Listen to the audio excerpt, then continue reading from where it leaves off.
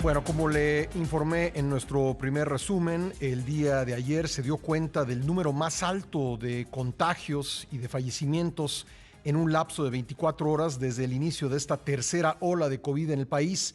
Y vamos a platicar al respecto con el doctor Andrew Comas, profesor e investigador de la Facultad de Medicina y del Centro de Investigación en Ciencias de la Salud y Biomedicina de la Universidad Autónoma de San Luis Potosí. Él también es miembro del Consorcio Mexicano de Vigilancia Genómica. Doctor, bienvenido nuevamente al programa. Buenos días. Buenos días, Pascal. A ti muchas gracias por la invitación. Doctor, ¿debemos estar preocupados? Pues tenemos que estar, digamos, más que preocupados, ocupados en tratar de cortar la cadena de transmisión. Aquí lo que estamos viendo es, independientemente de las acciones del gobierno, que la sociedad entienda de que si se exponen y se infectan, tienen que ser responsables en hacerse una prueba de PCR, no una prueba de antígeno. Tienen que aislarse ellos y todos los con los que viven, y también tienen que darse todos sus contactos. Esa es la receta de la única manera en la cual podemos cortar la transmisión de este brote. No hay alguna otra receta mágica, ni tampoco que desaparezca por arte de magia en poco tiempo. El gobierno generalmente habla de tener espacios en los hospitales disponibles como su principal estrategia. Es, bueno, además de la vacunación, desde luego, no quiero tampoco negar eso, porque así es efectivamente. ¿Son estas dos medidas suficientes? Bueno, la hospitalización ya es una intervención tardía.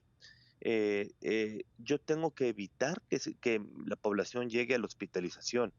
Dejar que se infecten y que se hospitalicen, tarde o temprano va a llevar a un colapso hospitalario.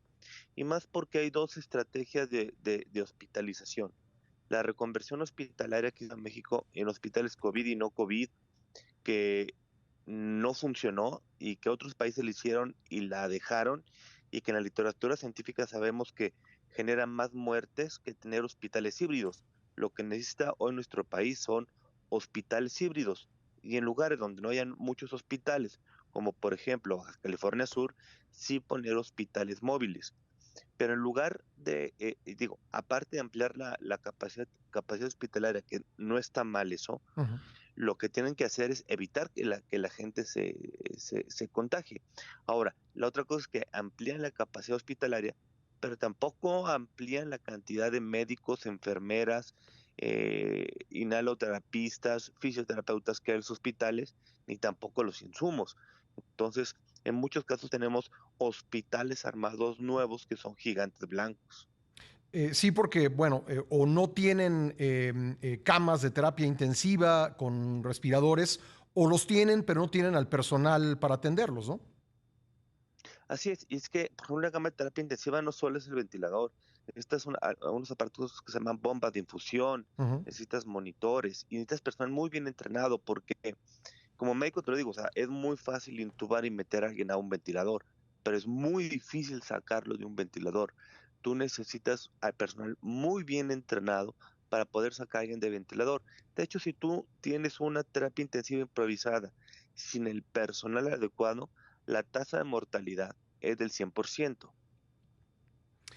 Doctor, ¿podría ser que enfrentemos, como en la segunda ola, una crisis por falta de oxígeno en el país?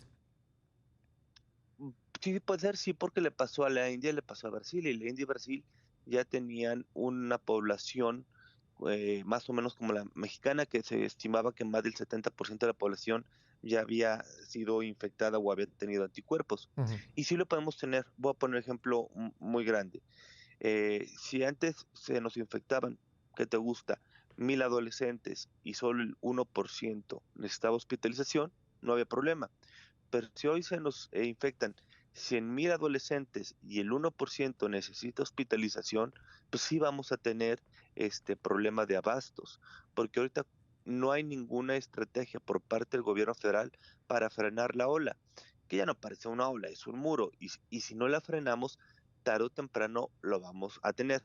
Claro, a diferencia de las dos olas, y gracias a la vacunación, ya la curva de hospitalizaciones y de mortalidad va desfasada. Entonces ahora el gobierno tiene una oportunidad de oro Ujú. de que ya no tiene al mismo tiempo casos, hospitalizaciones y muertes. Ahora van desfasados y entonces tienen tiempo para actuar. Antes era, digamos, el trancazo de las tres cosas al mismo tiempo. Doctor, hemos comentado aquí muchas veces, incluso con usted, que, pues, si bien se hace secuenciación en México, probablemente no se hace de manera suficiente. ¿Qué posibilidad hay de que esto que estamos viendo pues sea impulsado por la variante Delta en concreto? De hecho, es impulsado por la variante Delta. Ya no hay duda. El último lote de datos que tenemos, tanto secuenciados por el consorcio mexicano, como por el INDRE, como por el INMIGEN, que son los tres grandes brazos de nuestro país que están secuenciando, el 92% de las variantes, bueno, el 92% de las muestras es la variante Delta. Ya Y, 92%. algo que Sí, y Sí. algo que es muy lógico, independientemente de eso, es la velocidad de ascenso. Si nosotros comparamos la velocidad de ascenso de la primera ola, de la segunda y de la tercera, este es prácticamente vertical, o sea, casi tiene 90 grados Ujú. la velocidad de ascenso a diferencia de las otras. Y eso que ahorita estamos en un panorama de baja transmisión en el sentido del clima. Sí, Entonces, que no vean, hace frío todavía. tenemos este Ujú. trancazo con un lugar que ahorita hace calor, Ujú. por ejemplo, Guerrero. Guerrero ahorita ya está llegando a saturación hospitalaria y en Guerrero ahorita hace un calor bastante fuerte. Sí. Entonces, esto es llevado por la variante Delta y también sabemos que es llevado por la variante Delta porque tenemos pacientes reinfectados, pacientes vacunados con infección leve, ¿sí? Y tenemos Sí. también muchos falsos negativos con las pruebas de antígenos rápidas. Doctor, ¿me permite hacer una pausa obligada y terminamos la conversación? Sí, claro. Gracias, regresamos para seguir conversando con el doctor Andrew Comas. Ya volvemos. Agradezco mucho al doctor Andrew Comas, profesor investigador de la Universidad Autónoma de San Luis Potosí, que se haya mantenido en la línea.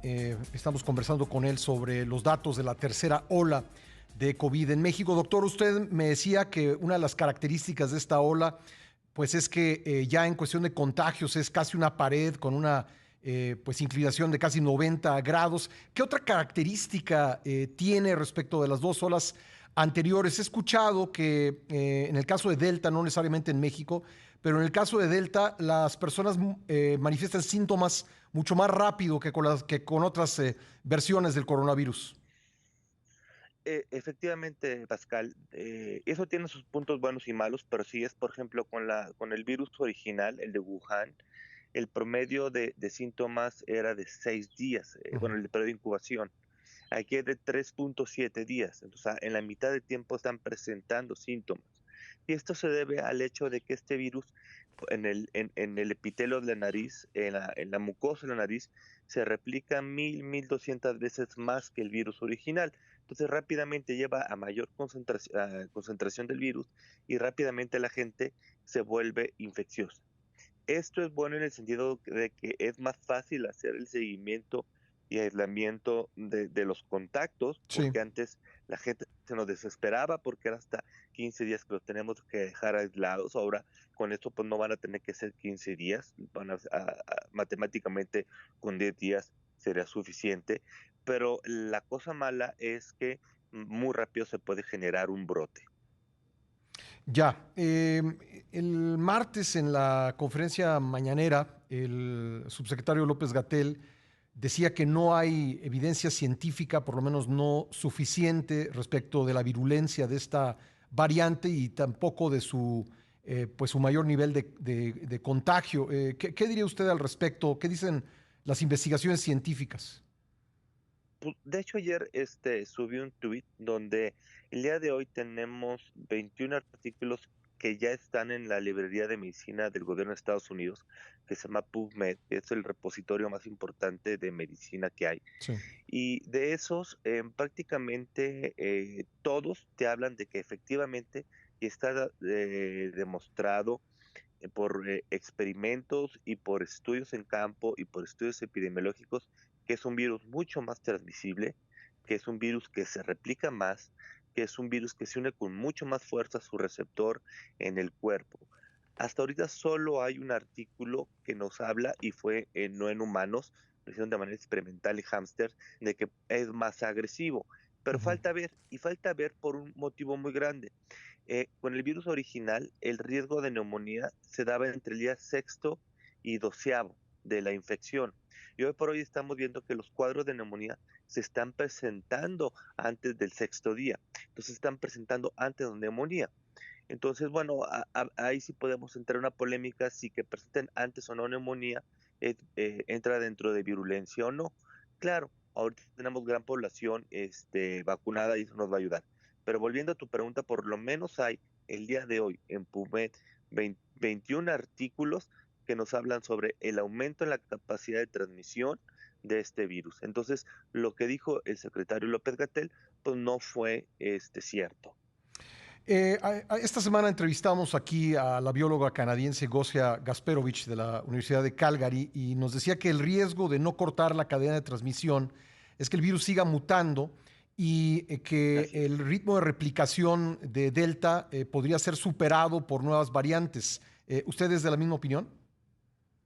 Claro, de hecho, por eso surgió Alfa, por eso surgió Gamma y por eso surgió Delta. Sí. En Inglaterra, Brasil e India, pues dejaron a libre evolución la epidemia, la gente se sintió confiada, volvió a salir, dejaron de utilizar mascarillas, distancia, y como el virus encuentra gente que ya tiene inmunidad, tiene que cambiar para poder infectar a los que ya tienen inmunidad, y también tiene que empezar a competir con otros virus, porque, por ejemplo, en Europa ya empieza a haber otros virus respiratorios, Ujú. ¿sí? Entonces tiene que ganarles otros virus respiratorios. Entonces, como lo dijo ella, el punto clave que México nunca lo ha logrado y que hay tres países que son ejemplo extraordinario de hacerlo bien, que fueron, bueno, el territorio de Taiwán, que fue Nueva Zelanda y que fue Australia, Ujú. es cortar la cadena de transmisión.